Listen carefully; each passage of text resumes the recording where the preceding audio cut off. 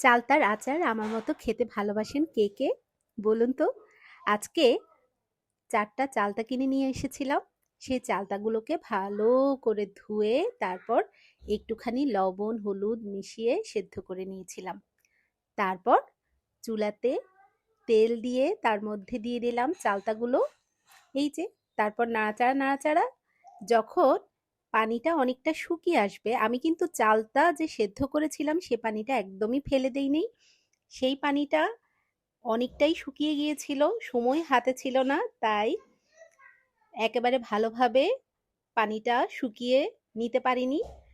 সেজন্য আমি তেলের মধ্যে যখন চালতাগুলো দেই তার মধ্যে পানিগুলো দিয়ে দিয়েছিলাম। এই যে, এটা সেদ্ধ হতে সময় দিচ্ছি।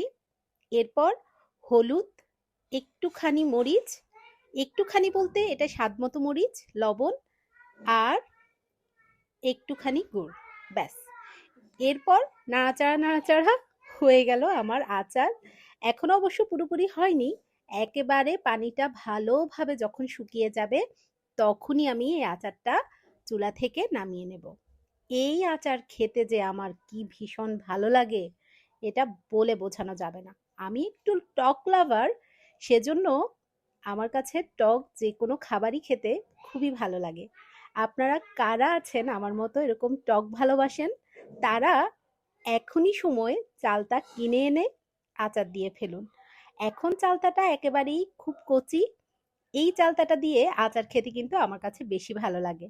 একেবারে পোক্ত যখন হয়ে যায় চালতাটা তখন কাটতেও কষ্ট, আবার এর যে আঁশগুলো সেগুলো অনেক শক্ত হয়ে যায়। এই কচি যে চালতাটা সেটার আচারটাই আমার কাছে বেস্ট মনে হয়। এই যে দেখুন পানি একেবারেই শুকিয়ে গেছে। আচারের রংটাও কি অদ্ভুত সুন্দর হয়েছে, তাই না?